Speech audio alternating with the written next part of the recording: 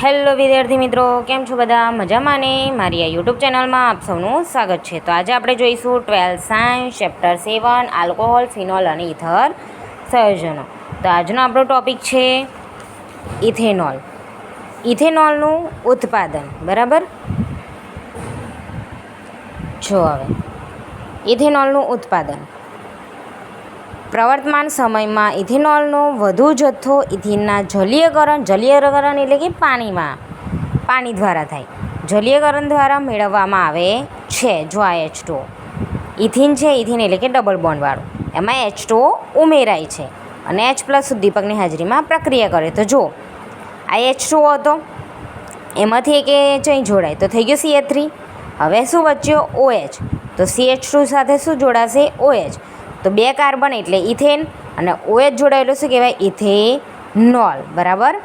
ઇથેનની H+ ઉદ્દીપકની હાજરીમાં H2O સાથે પ્રક્રિયા કરતાં ઇથેનોલ મળે છે. ફરી એકવાર, ઇથેનની H+ ઉદ્દીપકની હાજરીમાં H2O સાથે પ્રક્રિયા કરતાં ઇથેનોલ મળે છે. OH જોડાય એટલે શું મળે? ઇથેનોલ. હવે ઔદ્યોગિક ઉત્પાદન. બરાબર, ઔદ્યોગિક ઉત્પાદન.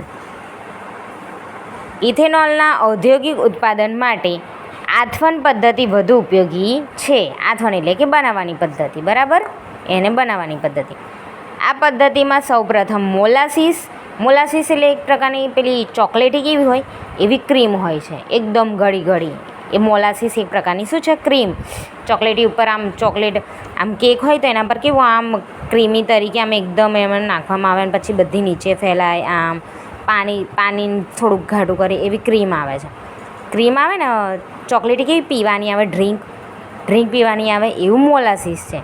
મોલાસીસમાં રહેલી ખાંડનું આથવણ એટલે કે ખાંડને બનાવવામાં આવે. એ શેના વડે થાય ખબર? ઇન્વર્ટેજ ઉત્સેચક વડે. એ જે ખાંડ હોય ને જેના લીધે ગળી લાગતી હોય એના માટે શું હોય? એના બનાવવા માટે શું ઉપયોગ થયો? ઇન્વર્ટેજનો. ઇન્વર્ટેજ ઉત્સેચક વડે થવાથી ગ્લુકોઝમાં અને ફ્રુક્ટોઝ બને છે. જોઈ લો આ મોલાસીસની ખાંડ ખરી, એને ખાંડને ઇન્વર્ટેજ ઉત્સેચક વડે ઉદ્દીપકની હાજરીમાં H2O સાથે પ્રક્રિયા કરતાં જો ગ્લુકોઝ અને ફ્રુક્ટોઝ મળે છે તો C6 2 કાર્બન એટલે આ જો આમાંય છે ને આમાંય છે, થઈ ગયા 12. H12 હવે કેટલા થાય? 11 થાય. અને આ 2 આયા હાઇડ્રોજન એટલે બેમાં ઉમેરાશે. હવે જો ઓક્સિજન કેટલા છે? 11. હવે 1 ઉમેરા એટલે કેટલા થઈ જાય? 12. તો 6 વેચાઈ જશે. બરાબર. ખાંડનું ઇન્વર્ટેજ ઉત્સેચક ઉદ્દીપકની હાજરીમાં H2O સાથે પ્રક્રિયા કરતાં ગ્લુકોઝ અને ફ્રુક્ટોઝ મળે છે. બેનું સૂત્ર એક જ છે, જોઈ લો. ગ્લુકોઝ અને ફ્રુક્ટોઝનું આથવન યીસ્ટ જે ખબર બિલાડીનો ટોપ આવે આવી રીતના બને છે. આવું આવે. મશરૂમ શું આવે? મશરૂમ. ગ્લુકોઝ અને ફ્રુક્ટોઝનું આથવન યીસ્ટમાં રહેલ ઝાયમેઝ જો આ યીસ્ટ છે એમાં રહેલ ઝાયમેઝ યીસ્ટમાં મળી આવે છે. ઉત્સેચક વડે કરવાથી ઇથેનોલ બને છે અને કાર્બન ડાયોક્સાઇડ વાયુ ઉત્પન્ન થાય છે. હવે જો C6H12O6 ગ્લુકોઝ અથવા ફ્રુક્ટોઝ ઝાયમેઝ ઉત્સેચક ઉદ્દીપકની હાજરીમાં પ્રક્રિયા કરતાં ઇથેનોલ મળે છે. બરાબર, જોઈ લો.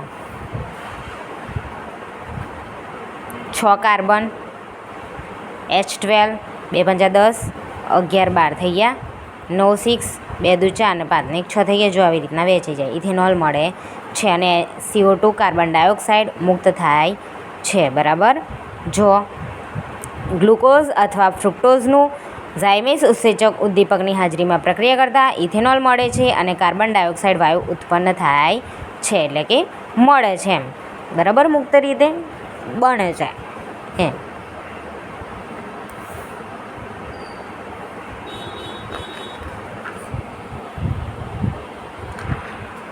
જોઈ લો આજનો ટોપિક. ઓકે વિદ્યાર્થી મિત્રો, જો મારો વિડીયો ગમે તો લાઈક, શેર અને સબસ્ક્રાઈબ કરજો. મળીએ નેક્સ્ટ વિડીયોમાં. Bye bye.